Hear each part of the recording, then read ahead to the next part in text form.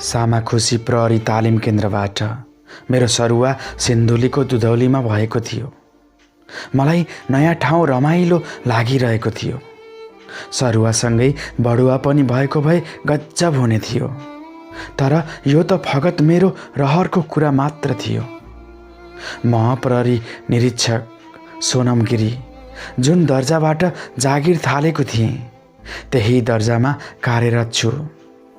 म दुधौली चौकीमा गएकै भोलिपल्ट त्यही गाउँका एक जोडी अभिभावकले 13 वर्षकी छोरीलाई चौकीमा लिएर आइदिए।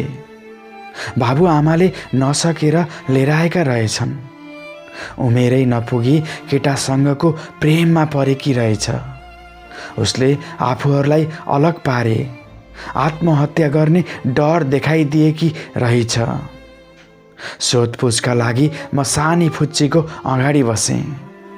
सर, मलाई छोडिदिनुहोस्, हाम्रो प्रेमलाई नमारिदिनुहोस्, म उभिना बाँच्न सक्दिनँ पो भन्छे।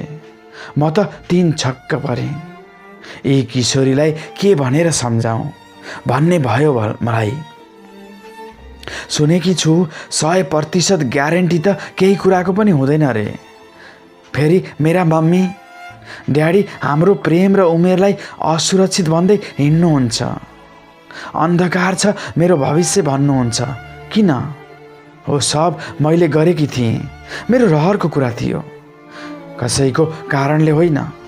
जे भयो, जे भोग्नु छ त्यो सब मेरै कर्मको फल हुनेछ। मलाई त्यही मंजूर छ। अरूलाई किन टाउको दुखाई? मेरो बॉयफ्रेन्ड, उसको र मेरो माया घरका मान्छेहरूलाई मन नपरेर यहाँ लिएर आइदिएका हुन् मलाई। म पनि हैरान भइसकेँ यिनीहरूको ज्यादती देखेर।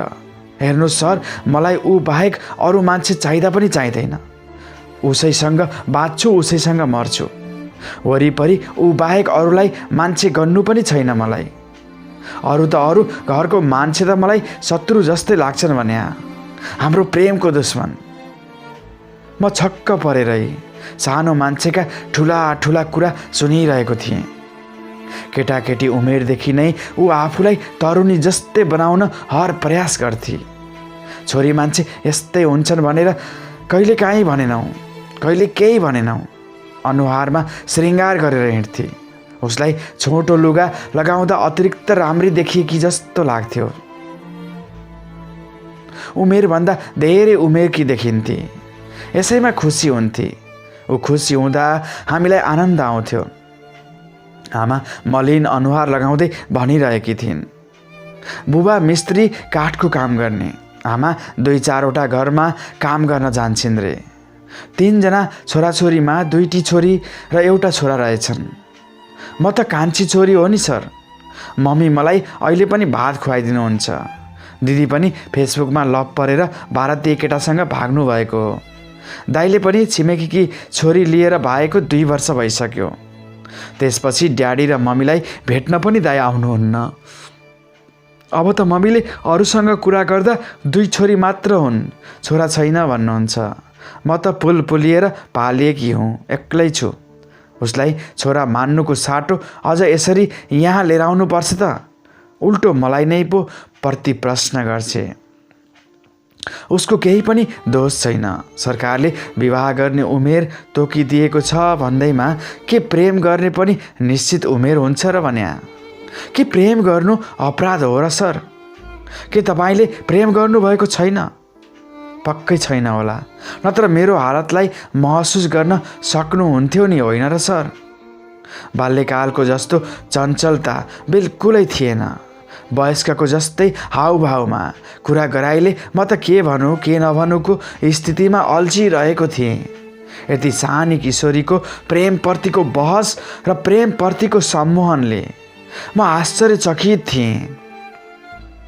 काठमाडौँ आउने क्रममा जनकपुर एयरपोर्ट जान चढेको जनकपुरको ई-रिक्सा चालक अब्राहर हुसैनले दिएको प्रेमको परिभाषाले म अलमलमा परेको थिएँ। मेरो साथीले जिस्काएरै अब्राहरलाई सोधेको थियो, गर्लफ्रेन्ड छ होला नि, होइन भाइ? प्रेम अरूसँग छैन साहब, राति राति हो, बुढीसँग मात्र। काठमाडौँ आइसकेपछिको एक दिन एउटा साप्ताहिक पत्रिकाका भाइले सोध्नु भएको थियो, सरलाई के लाग्छ प्रेम सम्बन्धका बारेमा? उहाँले यसो भनिरहँदा पनि युवा अब्रार र 13 वर्षीय किशोरीको कुराले मेरो मन मस्तिष्क छोइरहेको थियो। प्रेम के लाग्छ भन्नु यस ब्रह्माण्डमा सबैभन्दा धेरै रुचाइएको शब्द। मनलाई आह्लादित तुल्याउनका लागि प्रेम शब्द नै पर्याप्त हुन्छ। पलभर नै किन नहोस्, मनलाई शान्ति मिल्छ। प्रेम सम्बन्ध संसारको उत्कृष्ट कुरा, उत्तिकै सुकोमल र सुन्दर पनि। हामी कल्पना गर्न सक्दैनौँ माया प्रेम बिनाको जिन्दगी, उराट उदास। प्रेम अप्राप्तिमा, प्रेममा भएको धोकामा पनि हामी प्रेम नै खोजिरहेका हुन्छौँ। विरक्तिएर सन्यासी बन्दा पनि हामी प्रेमकै समीप पुग्छौँ। जब प्रेम एकतर्फी हुन्छ त्यहाँ पूजा हुन्छ। पूजा पनि प्रेमको एउटा रूप हो। सांसारिक मोहबाट अलग्गिएर हामी अध्यात्म अर्थात् भगवानको पूजामा समर्पित हुन्छौँ। सोस्तानीमा भनिए जस्तो हजार जिब्रा भएका शेष नागले पनि सायद प्रेमको महिमा वर्णन गरेर सक्दैनन् होला। म बिचराले कसरी गर्न सकुला र? त्यसैले प्रेमको नयाँ परिभाषा अर्थात् प्रेमको नयाँ अवधारणा केही पनि थाहा छैन मलाई। अब्रारको बुझाइमा उसको प्रेम भनेकै यौन सम्पर्क गर्नु हो र उसको बुझाइमा प्रेम भनेकै त्यही हो। जे बुझ्यो त्यही भन्यो, जे लाग्यो त्यही भन्यो। अब्रार जस्तो मजदुर होस् वा बुद्धिजीवी वर्गको व्यवहार पनि यही देखेको छु। प्रेम भनेकै यौन सम्बन्धका लागि निर्मित हो। प्रेम गर्छु भनेर नजिकिन्छन्, अन्तमा ब्ल्याकमेल, धम्की र एक अर्का बीच बदला र हत्यासम्म पुग्छन्। भले उनीहरू सिद्धान्त र आदर्शका कुरा गर्लान् किताब र भाषणहरूमा। एक थरी प्रेम र यौन बिल्कुलै अलग अलग हुन् भन्छन्।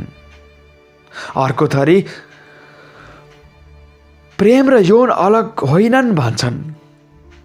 मलाई शब्दमा भन्दा दृश्यमा विश्वास लाग्छ। यौन र प्रेम एउटै सिक्काका दुई पाटा हुन् जस्तो लाग्छ। फेरि बलात्कार पनि त यौन भित्र पर्छ नि, तर खै त्यहाँ प्रेम? सायद प्रेममा यौन हुन सक्छ भने यौन भित्र प्रेम नहुन पनि सक्छ, होइन? यस्ता अपवाद बाहेक यौन र प्रेम एउटै सिक्काका दुई पाटा हुन्। अचेल प्रेमलाई यौनसम्म पुग्ने माध्यम बनाइदैछ। विवाह हो नि यौन सम्पर्कको लाइसेन्स त होइन? यो सुन्दर संस्कृति पनि हो हाम्रो, तर अब युग बदलिएको छ। यौन आनन्दका लागि प्रेम र पैसा भए पुग्छ। सहरमा युवती र अधवैंसे पुरुषहरू बीचको प्रेम सम्बन्ध एकदम झाँगिएको छ। घरभरि स्वास्नी एवं छोराछोरी भएका पुरुषहरू बाहिर युवतीलाई राखेका कारण श्रीमतीहरू आफू पीडित भएको गुनासो धेरै आउँछ। अधवैंसे महिलाहरू पनि युवकहरूलाई हायर गर्छन्। यौन सम्बन्धका लागि यस्तो केस पनि बढ्दैछ अचेल। विदेश गएका श्रीमानका श्रीमतीहरू अर्को पुरुषको सम्बन्धमा रहेको घटना बढ्दो छ। पछिल्लो समय अर्को थरी प्रेम सम्बन्ध पनि व्याप्त छ हाम्रो समाजमा। त्यो हो एउटाको लोग्नेले अर्काकी स्वास्नीसँग, अर्काकी स्वास्नीले अरूको लोग्नेसँग प्रेम।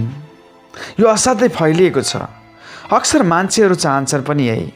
वयस्क पुरुष महिला दुवैको यौन इच्छा हुन्छ, तर यहाँ महिलालाई मात्र बदनाम गराइन्छ, पुरुषलाई भने जे गर्न पनि छुट छ। म त भन्छु हर किसिमको स्वतन्त्रताको लागि महिला पुरुष बराबरी हुनुपर्छ।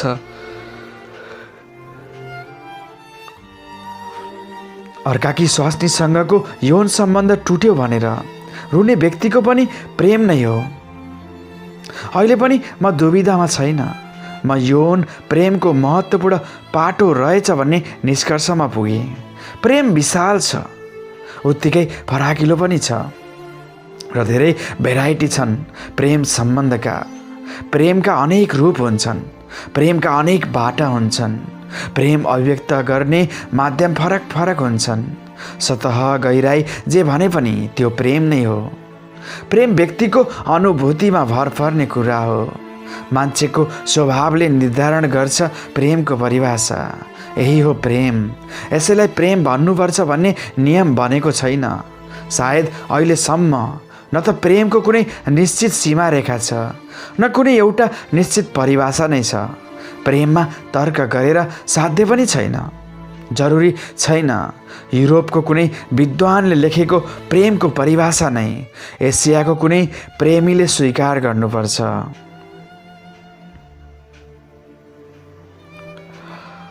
निरूपा प्रसूनद्वारा लेखिएको प्रेम र यौन कथा आजको यस भिडियोमा वाचन गर्यौं।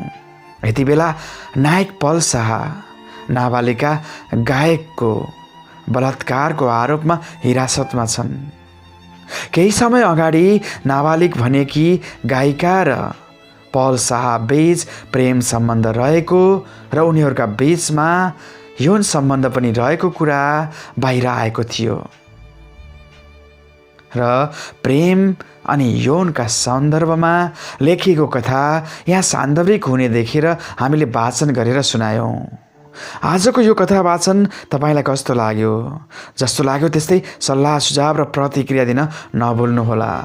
हाम्रो यस युट्युब च्यानलमा नयाँ हुनुहुन्छ भने च्यानल सब्स्क्राइब गरेर जोडिनुहोला। साथमा नजिकै रहेको बेल आइकन प्रेस गरेर अल नोटिफिकेसन समेत अन गर्नुहोला, ताकि हामीले प्रसारण गर्ने हरेक भिडियो तपाईँको माझमा तुरुन्तै पुगुन्। तपाईँका पनि यस्तै साहित्यिक कौशली छन् भने हामीलाई हाम्रो इमेल एड्रेसमा लेखी पठाउन सक्नुहुन्छ। यदि प्रसारण योग्य भएमा, वाचन योग्य भएमा अवश्य वाचन गरेर प्रसारण गर्ने नै छौँ। आजलाई भने यो भिडियो सामग्रीबाट बिदा दिनुहोस्। नमस्कार। तपाईँको जीवन सुखद रहोस्, सफल रहोस्।